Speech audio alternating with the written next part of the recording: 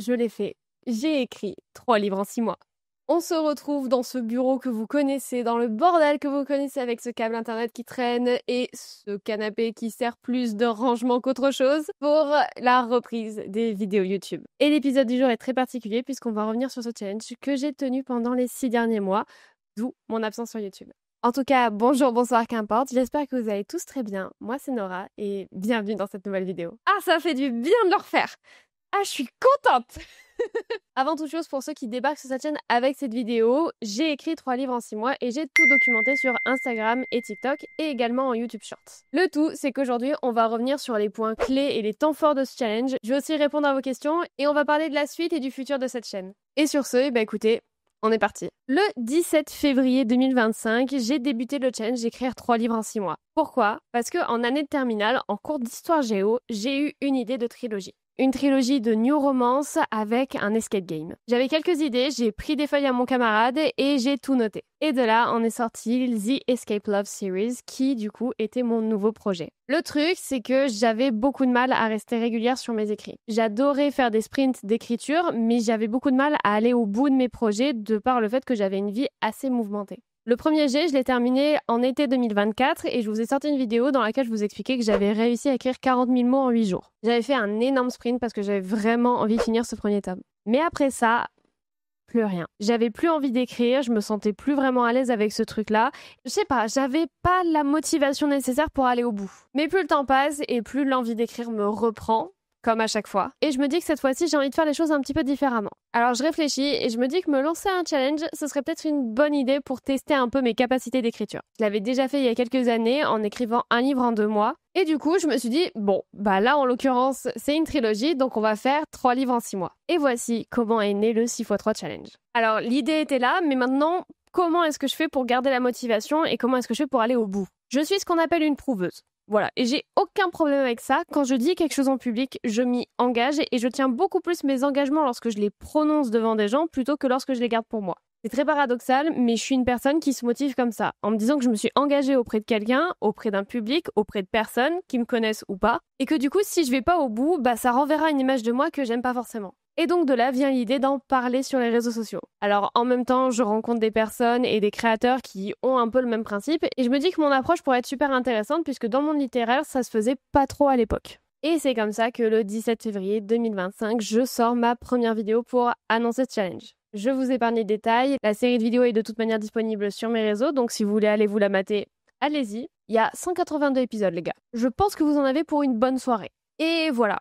Le challenge est lancé. Je vais vous épargner toutes les galères et les trucs qui sont arrivés dans ma vie puisqu'on va passer au côté organisation de ce challenge. Parce que quand tu t'engages à documenter quelque chose que tu es censé faire tous les jours, comment est-ce que tu fais? Dans mon challenge, la seule règle c'était que je devais sortir une vidéo par jour. Qu'elle soit bonne, mauvaise, scriptée ou faite à l'arrache, peu importe, il fallait que je poste une vidéo. Et mon syndrome du perfectionnisme, c'était un gros morceau dans ce challenge. J'avais envie de sortir des trucs qui soient bien filmés, qui soient bien rythmés, qui soient bien montés, mais il faut se l'avouer, il y a des fois où j'ai juste pas réussi. Alors non seulement parce que j'ai appris un petit peu des rouages dans le script et dans le scénario au fil des mois, mais aussi parce que y avait des jours où j'avais juste pas le temps de faire des vidéos. Et ces jours-là, j'ai quand même posté des edits faits avec CapCut.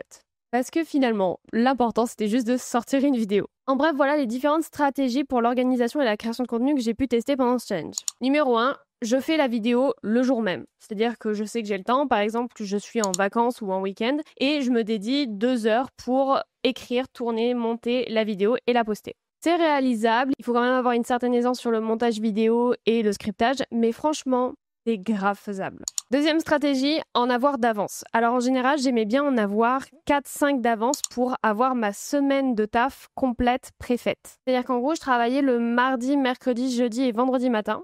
Et je savais du coup que le mardi, mercredi, jeudi, je n'allais pas être chez moi avant 18h ou 19h. Et du coup, si je voulais pouvoir poster ces jours-là, il fallait que je les ai en avance. Dans ces moments-là, je préparais mes scripts les soirs de semaine et en général, le vendredi après-midi ou le samedi matin, je tournais tout d'une traite. C'est d'ailleurs pour ça qu'il y a certaines vidéos où on me voit tout le temps avec les mêmes fringues. Je suis pas crado, c'est juste que je tournais tout à la suite. Et enfin, la dernière stratégie de création de contenu que j'ai pu tester, c'était aussi les séries de contenu. Alors ça, je les ai faites un petit peu plus tard. Je pense que c'était à peu près vers le 4e et 5e mois que je m'y suis mise. Et j'ai commencé notamment avec 10 faits sur l'écriture. Et du coup, j'avais 10 jours avec 10 faits, 10 scripts et 10 vidéos que j'avais préfaites. Les séries de contenu, je crois que j'en ai fait 3. J'ai fait les 10 faits sur l'écriture, 10 tropes expliqués. Et j'ai fait aussi 10 conseils pour commencer une communication sur les réseaux sociaux. Et le fait de faire des petites séries à côté, ça me permettait déjà d'avoir une certaine valeur ajoutée dans mon contenu, puisque ok, tu suis mon challenge où j'écris 3 livres en 6 mois, c'est cool, mais lorsque j'écris pas, qu'est-ce que je raconte? Et surtout, ça me libérait énormément de temps. Les séries de contenu, elles m'ont vraiment beaucoup aidé à trouver plus de temps, notamment pour écrire. Et j'en ai d'ailleurs fait une vraiment à la fin de mon challenge pour pouvoir vraiment me concentrer sur l'écriture sans avoir à penser script, vidéo, scénario et tout. Donc franchement, c'était une super bonne stratégie, même si ça me demandait quand même un gros effort en termes de scriptage, puisque faire une série de vidéos, c'était pas comme faire quelques vidéos à l'avance. Faire la série de vidéos, il fallait quand même qu'il y ait une certaine cohérence entre les prises. Il fallait parfois que j'instaure des transitions entre les épisodes, ce qui me demandait un petit peu plus de réflexion et je pouvais pas, par exemple, poster le jour 4 de la mini-série au lieu du jour 5. Il fallait vraiment que je réfléchisse à comment j'allais agencer ça. Donc c'était plus de taf, je pense, en amont, mais sur le moment, du coup, ça me libérait vraiment une dizaine de jours où je réfléchissais pas trop. En bref, ce qui a marché pour moi, c'est le fait d'avoir toujours des vidéos d'avance, que ce soit des mini-séries ou juste des vidéos comme ça que je pouvais poster un petit peu n'importe quand. Mais ce qui a aussi aidé pas mal ce challenge, ça a été le fait de faire des edits CapCut lorsque j'avais vraiment pas le temps. Ça, je vais pas vous mentir, ça m'a vraiment soulagé d'un poids. Les edits CapCut, littéralement, tu peux en faire un en 15 minutes. Mais tu n'as rien à faire, c'est-à-dire que juste tu insères tes plans.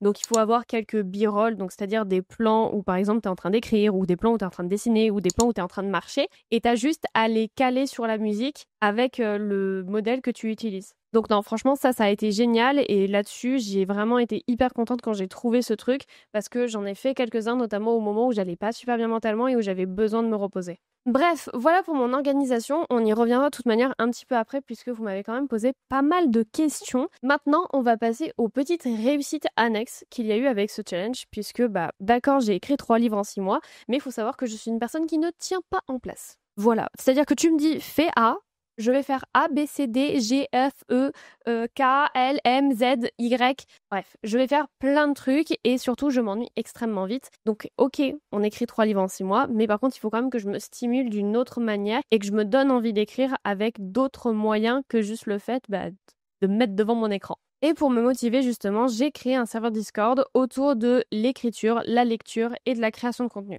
Je sais qu'il y a des Discord qui existent, notamment autour de l'écriture ou autour de la lecture, mais je trouvais qu'il y avait vraiment un triangle et un prisme à explorer avec le fait de lier la création de contenu littéraire avec la lecture, avec l'écriture. Et ce serveur Discord, il a vraiment bien marché puisque je crois qu'au bout de quelques jours, on était déjà plus de 150 et à ce jour, il me semble qu'on est à peu près dans les 340-350.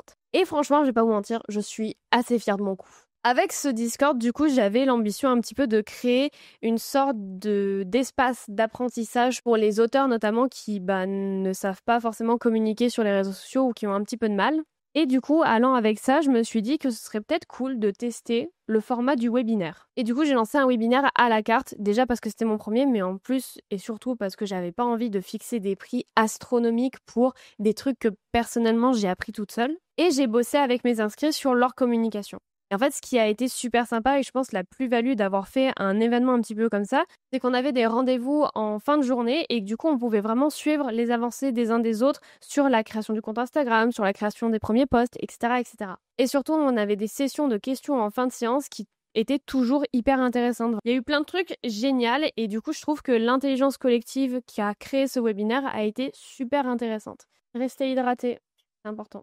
Également, j'ai lancé ma newsletter et ça, franchement, je suis assez contente de l'avoir fait. C'est pas un truc qui était dans mes projets, je vous avoue. Ça s'est un petit peu fait au détour, notamment d'une conversation avec Marion de Miralta, puisque je suis une de ses formations autour du marketing digital et du coup, elle m'a vraiment conseillé d'en lancer une. Du coup, c'est ce que j'ai fait. Et c'est un super bon outil, je trouve, pour vraiment avoir un espace très exclusif avec sa communauté pour ceux qui veulent vraiment suivre mon travail de A à Z. Je trouve ça vraiment cool. Et également, en plus d'écrire 3 livres en 6 mois, j'ai eu la très bonne idée de sortir mon 2e recueil de poèmes. Franchement, j'ai pas eu de vie sociale. Je sais pas comment j'ai réussi à faire tout ça en 6 mois, mais je me rappelle pas d'avoir eu beaucoup de vie sociale. Et du coup, voilà. Donc au final, ça a été un challenge qui s'est étalé sur 6 mois, mais qui m'a vraiment permis de me mettre dans une bulle de création littéraire qui était hyper intéressante. Aussi, j'ai repris pas mal la lecture avec ce challenge. Alors je lisais déjà avant, mais ça m'a vraiment permis de me dire, bon bah là je lis aussi pour, entre guillemets, pas mon travail, mais je lis aussi pour m'inspirer, pour me donner envie, pour découvrir des nouvelles choses, des nouvelles tropes, des nouveaux caractères, etc. Et non, j'ai trouvé ça super cool. Mais vous en doutez, là je vous étale mes réussites, mais il y a aussi eu des déceptions et des leçons. Et on va passer à cette partie-là du challenge, puisque effectivement, je me suis aussi pris des claques. Quelques-unes. Déjà, ce que j'ai appris, c'est que si tu kiffes pas le processus de ce que tu fais, t'es dans la merde. C'est-à-dire que est arrivé un moment où j'aimais plus écrire. Je me souviens, c'est quand j'ai eu à peu près fini le tome 2. Déjà, pour le finir, ça a été assez compliqué. Je sortais d'un mental breakdown, c'était pas la bonne période, je me sentais pas forcément super bien. Donc, je me forçais pas mal à écrire, plus par discipline que par envie. Et du coup, le tome 3, j'y suis allée, mais franchement, à reculons. Mais vraiment, je n'avais pas envie de l'écrire. Et pourtant, c'est un tome que aujourd'hui j'aime énormément, mais il faut savoir que toute la trilogie, en fait, elle est construite aussi autour du tome 2. Moi, quand j'ai imaginé la trilogie, j'ai imaginé d'abord le tome 2 en me disant putain, mais l'idée de génie, ça va être génial. Et après, on a découlé le tome 1 et le tome 3 qui sont venus se greffer. Mais le tome 2, vraiment, c'était le tome, et c'est toujours mon tome préféré puisque je le trouve absolument génial. J'adore les personnages, j'adore l'intrigue, bref. Mais du coup, voilà, est arrivé le moment où je devais commencer le tome 3 et où j'avais pas envie de me relancer dans ce truc d'écrire un livre, de devoir réfléchir aux cohérences, aux machins, aux trucs. Et ça a été franchement un petit peu galère. Et du coup, à ce moment-là, ce que j'ai fait, c'est que j'ai arrêté de vouloir écrire des gros pavés à chaque fois. Faut savoir que, en général, quand j'écris régulièrement, je peux écrire un chapitre par jour. Ça peut m'arriver. Mais je trouve que dans ce challenge, j'ai été très très irrégulière, encore plus que d'habitude, puisque là, c'était pas j'écrivais un chapitre par jour, c'était j'écrivais 50 mots un jour, et le week-end, j'écrivais 4 chapitres. Ça n'avait aucun sens. Du coup, là, ce que j'ai fait, c'est que j'ai adopté une stratégie un petit peu de réapprovisoisement. C'est pas français? De réapprivoisement de l'écriture. Je pouvais prendre par exemple mon téléphone et sur une pause déjeuner au travail, j'allais écrire 50 mots. Juste 50 mots, pas plus, pas moins. Ça pouvait juste être que protagoniste, elle ouvrait une porte et elle tombait dans une salle et elle décrivait ce qu'elle voyait. Mais vraiment pas grand-chose, mais juste histoire de me remettre dans ce truc de j'écris pour ressentir aussi des choses avec mes personnages et j'écris aussi pour mes lecteurs. Et du coup, en faisant ça, je pense que ça m'a vraiment aidé à retrouver un rythme un petit peu plus sain et à surtout un petit peu plus kiffer. Puisque du coup, quand j'arrivais à des temps forts, comme j'écrivais pas beaucoup, je devais attendre. Et en fait, le fait de créer de l'attente pour écrire, ça m'a redonné la motivation de me mettre devant mon écran et ça m'a redonné envie de développer mes personnages.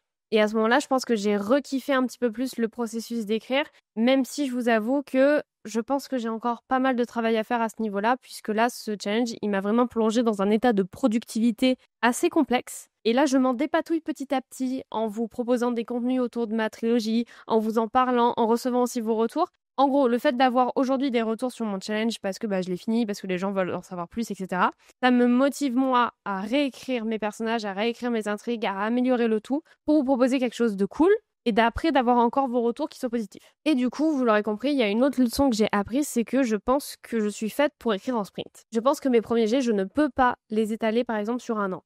Voilà, je sais qu'il y a des personnes qui le font parce qu'elles réécrivent les anciens chapitres, machin. Moi, je pense que je suis vraiment une sprinteuse dans l'âme. Et du coup, j'ai besoin de voir les choses avancer très très vite. Donc, un premier jet, je pense que je peux le boucler largement en 1 à 2 mois, selon le genre, selon la taille du bordel.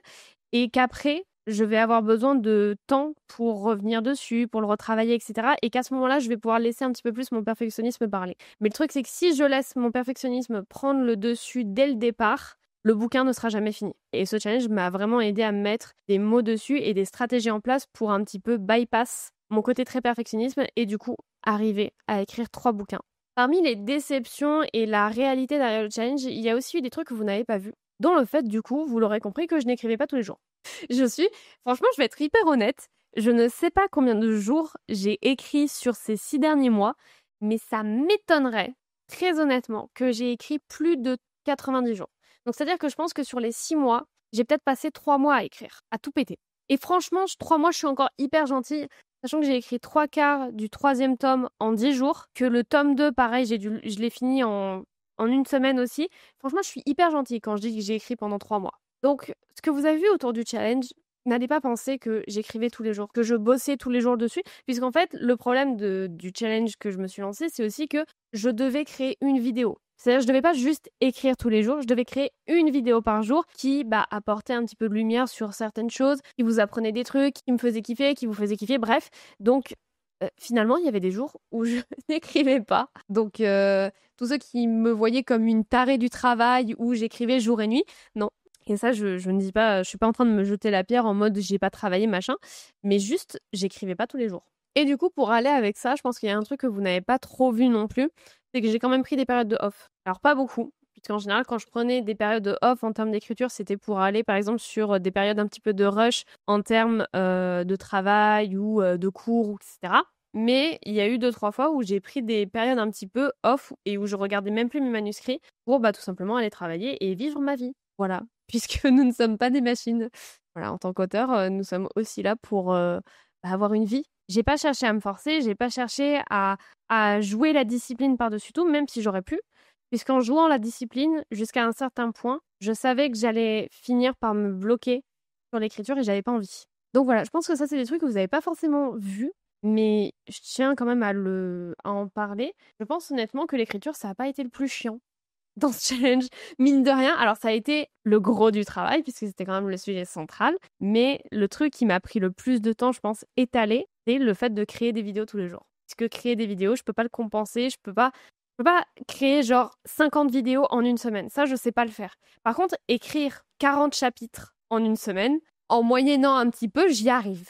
Donc voilà, j'ai compressé ce que je pouvais compresser, j'ai laissé traîner le reste. Finalement, qu'est-ce que j'en retiens de ce challenge? C'est que j'ai besoin d'être immergée dans mon histoire et dans mon écriture et de faire des sprints. Et c'est pour ça que j'ai dit tout à l'heure que écrire les premiers jets, pour moi, je pense que c'est vraiment une affaire de 1-2 mois, peut-être 3 maximum. Je pense qu'au-delà, en fait, je me dégoûte de l'histoire et le fait d'avoir le premier jet écrit, j'ai l'impression d'avoir fait une étape de géant puisque j'ai pas forcément écrit de la bonne manière, mais au moins j'ai tiré le fil de mon histoire et j'ai vu là où ça a fait des nœuds et je sais quels aspects des personnages je vais devoir retravailler. Ça me permet d'avoir une vision plus claire. Et je pense que ça, c'est un truc qu'on voit pas beaucoup chez les auteurs puisqu'on dit souvent faut être régulier, faut écrire souvent, faut garder la main.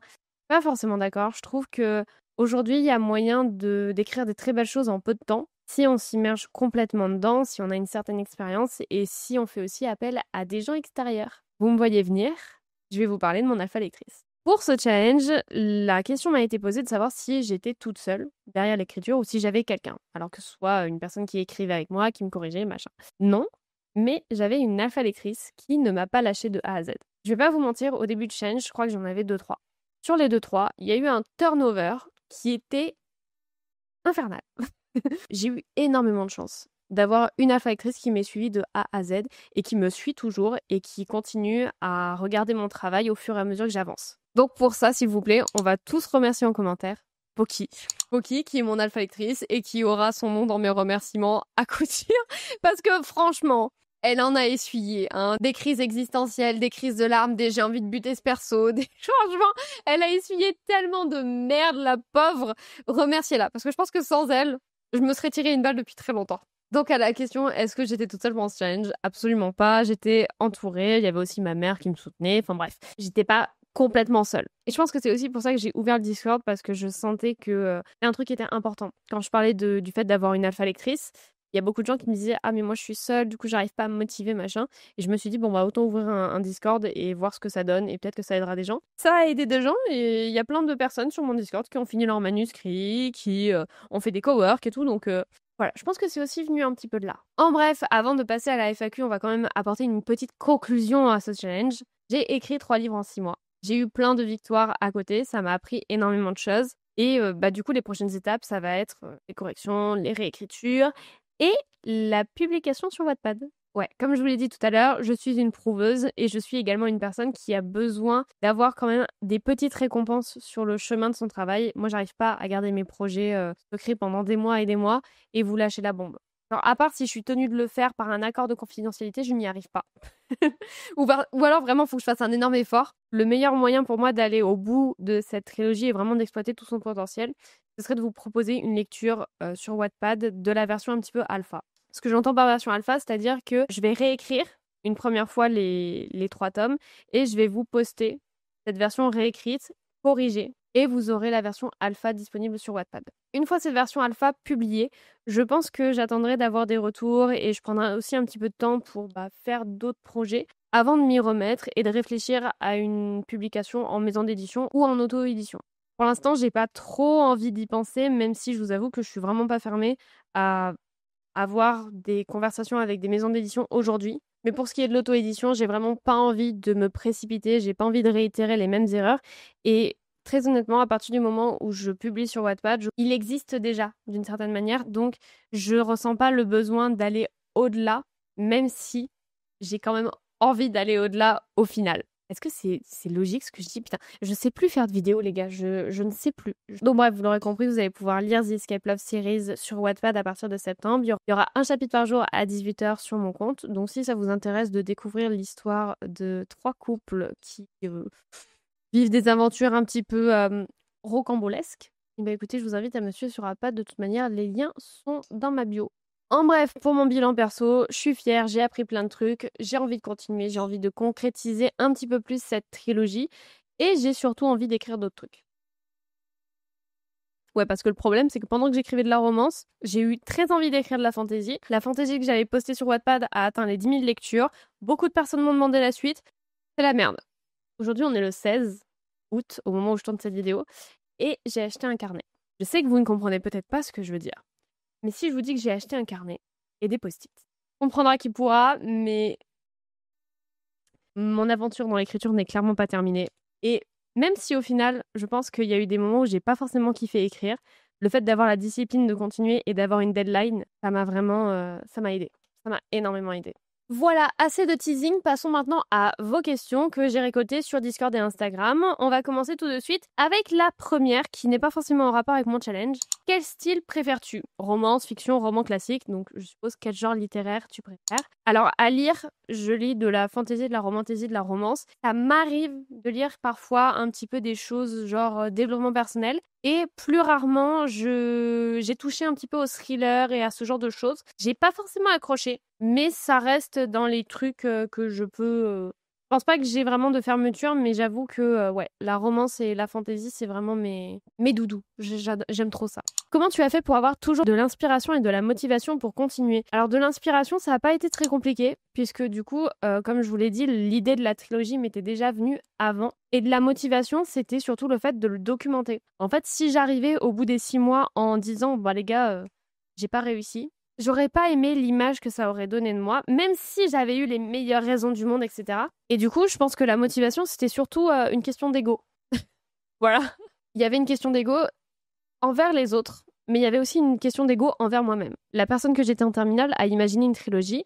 Cette trilogie, je savais qu'elle pouvait marcher et je sais et je sens toujours que ça peut vraiment être quelque chose qui peut être sympa et que des gens pourraient apprécier. Donc, pour moi et pour ceux à qui j'ai dit que je le ferais, je l'ai fait. Donc, je pense que ma motivation, elle s'est surtout puisée dans le fait d'avoir une certaine fierté, un petit peu d'ego et d'avoir une grosse discipline qui était déjà mise en place puisque je suis une personne assez cadrée, entre guillemets. J'ai un agenda qui est toujours un petit peu trop au carré selon mes potes. Donc je pense que c'est un petit peu ces choses-là qui ont fait que j'ai réussi à rester motivée. Tu t'es inspirée de quelque chose pour ton histoire? Oui et non. Alors en fait, vous allez me prendre pour une tarée, mais toute mon histoire repose sur un TikTok. Pas plus. Et j'ai cherché ce TikTok, je voulais vous le remontrer, mais je ne le retrouve pas. Et en gros, c'est un TikTok où on voit les caméras de surveillance d'un... Je crois que c'est un escape game. Enfin, c'est pas vraiment un escape game, c'est plus une horror room. Je sais pas si vous voyez un peu le principe, mais en gros, c'est des pièces qui se suivent et en gros, t'as des personnes déguisées en monstres à l'intérieur qui te poursuivent, bref. Et du coup, en fait, il y a une personne, une femme, du coup, qui entre dans une pièce et qui se planque sur une table, je crois. Et en fait, elle se met en boule et tout parce que vraiment, elle est pas bien. Genre, la nana, je suis pas sûre qu'elle était OK pour aller dans ce genre de truc. Et t'as la personne déguisée, du coup, en monstre, je crois que c'est déguisé en porc avec une hache et machin, enfin, je sais plus, qui rentre et qui voit la personne et qui est en mode meuf, enfin, c'est juste un jeu, quoi, c'est pas réel. Et en fait, il comprend que la nana est vraiment pas bien.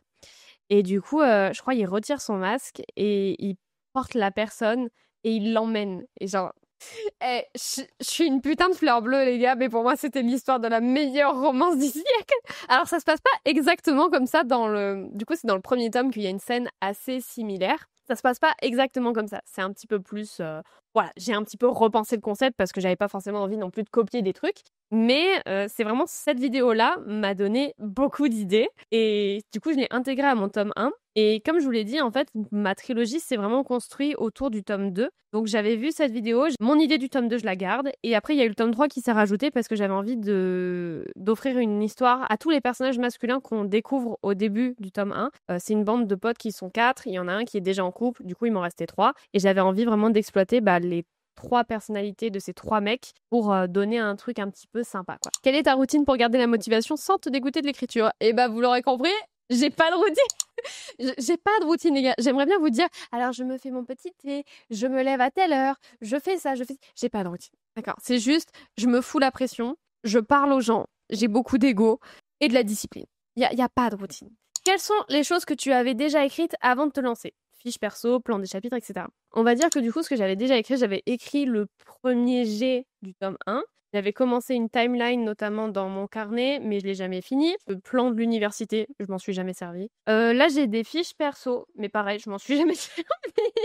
Là, j'ai des personnages secondaires, la liste, mais pareil, je m'en suis jamais servi.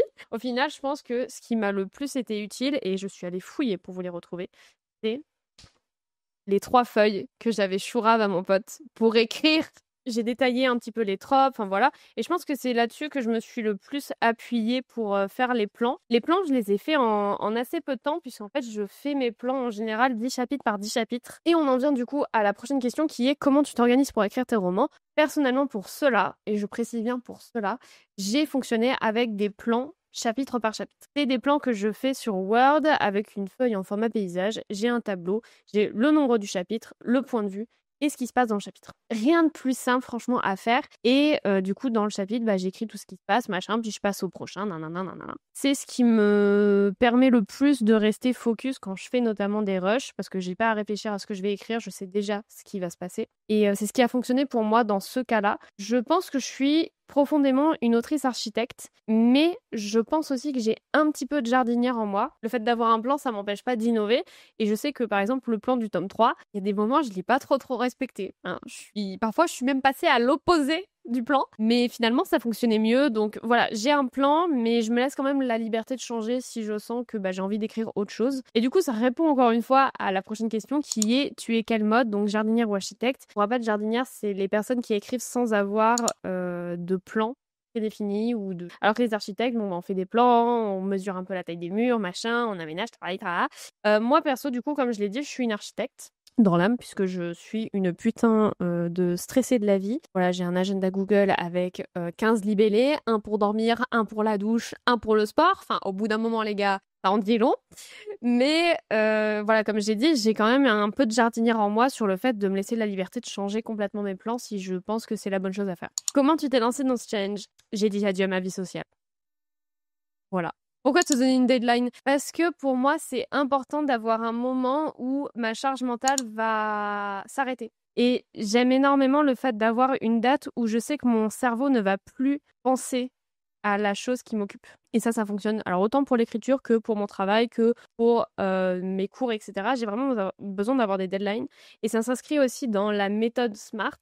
Et le fait d'avoir une deadline, pour moi, c'est vraiment le truc de me dire, ok, après cette date, je n'y pense plus. Réussi par réussi, je n'y pense plus. Et comme là, c'était un objectif qui ne dépendait que de moi, je savais que si je finissais et que j'arrivais à cette date, je n'y penserais plus. Et je sais pas comment vous dire, moi, le fait d'avoir une deadline, ça me motive. Et puis aussi, accessoirement, pour avoir un challenge qui soit intéressant sur les réseaux sociaux. Parce que si j'avais juste dit, je vais écrire 3 livres, les gens, ils vont me dire, ouais, mais si tu fais en 10 ans, pas grand intérêt, quoi. Donc voilà, il y a eu plein de petits trucs, mais c'est aussi principalement parce que je fonctionne comme ça en termes de motivation, j'ai besoin d'avoir des deadlines. C'est mon mode de fonctionnement. Tout le monde n'est pas comme ça. Moi, ça me fonctionne, mais je sais qu'il y a des personnes à qui ça fout la pression et qu'ils aiment pas. Personnellement, c'est pas le cas, ou tout du moins, c'est de la bonne pression.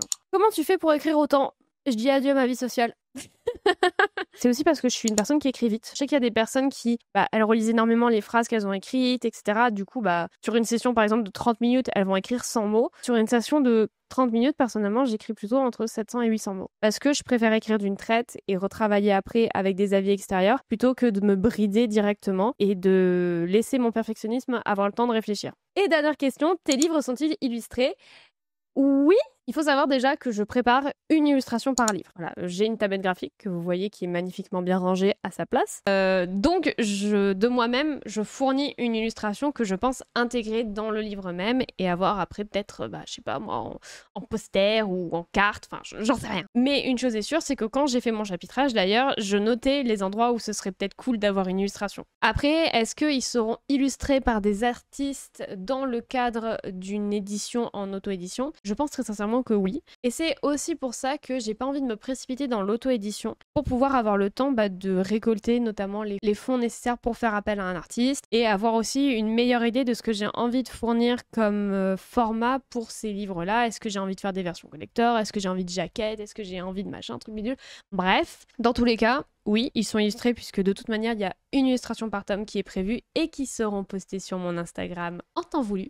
Je dis ça, je dis rien. Mais après, est-ce qu'ils seront illustrés par d'autres artistes ?